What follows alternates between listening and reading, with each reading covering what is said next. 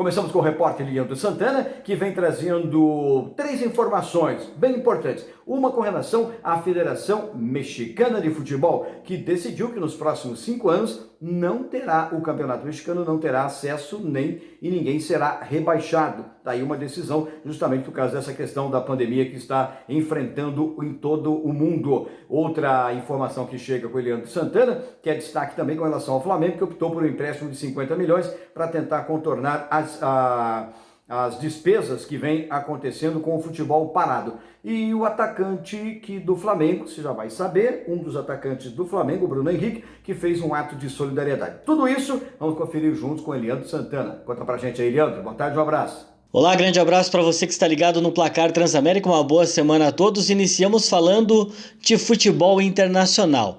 A Liga Mexicana teve uma reunião no final da última semana e bateu o martelo para uma decisão importantíssima no campeonato nacional.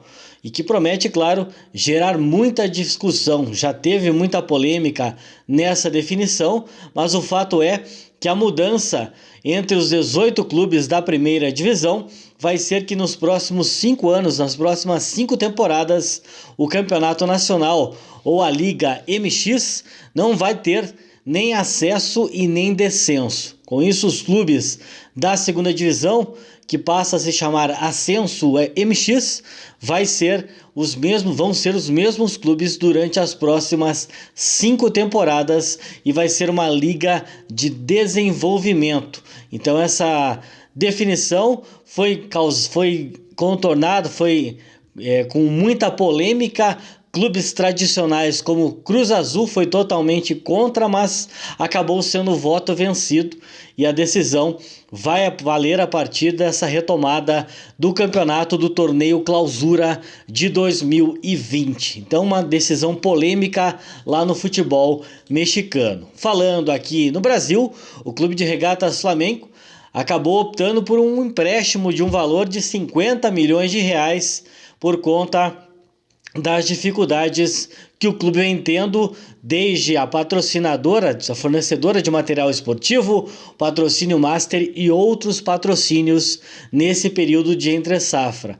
O grupo de jogadores que está em férias, todo o departamento de futebol do Clube Carioca só retorna numa primeira ordem no dia 30 de abril, mas é certo que as dificuldades e os valores vão ser utilizados para equalizar as dificuldades atuais neste período de incerteza no futebol lá do Flamengo. Falando também do Flamengo, o atacante Bruno Henrique, grande destaque do clube na última temporada, fez uma doação em Belo Horizonte, na comunidade que ele foi criado, de 5 toneladas de alimentos e também materiais de higiene pessoal. Então, uma atitude nobre do atacante Bruno Henrique, um dos destaques do Clube de Regatas do Flamengo. Vamos chamar o repórter Leandro Santana, que vem trazendo informações do futebol internacional. Bom, a gente volta aqui no Placar Transamérica falando um pouco mais agora de voleibol, falando de esporte, mas agora a gente deixa o futebol de lado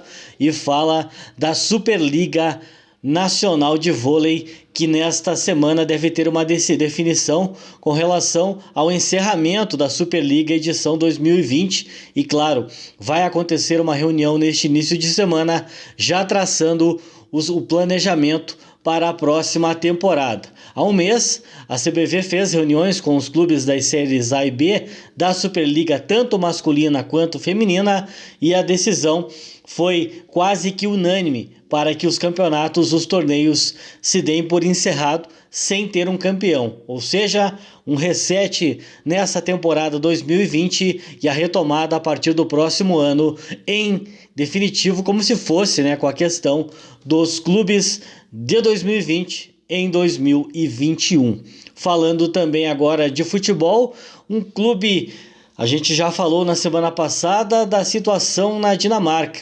Menos de 7 mil casos em todo o país, 309 escolas com o funcionamento retomado na última quinta-feira e, claro, o campeonato de futebol muito próximo de voltar. Mas a tendência é que o campeonato lá do país, da Dinamarca, no norte da Europa, seja retomado com portões fechados. E o Midtjylland, um dos clubes mais tradicionais lá da Dinamarca, da cidade de Herning, que conta inclusive com 3 brasileiros em seu elenco, entre eles o mais famoso, o meia Evander, revelado pelo Vasco da Gama.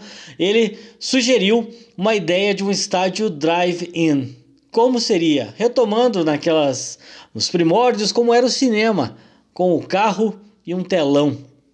Essa é a tendência. Uma estrutura deve ser montada na MCH Arena, que é o estádio do Midtjylland, para instalar telões para acontecer. As pessoas ficam dentro dos seus veículos e acompanham o jogo que está acontecendo do lado de dentro do estádio. Então, uma iniciativa pioneira até agora, e em tempos de incertezas por conta do Covid-19, da Dinamarca vem uma ideia e uma sugestão um tanto curiosa e, por que não, pode ser válida, sim senhor.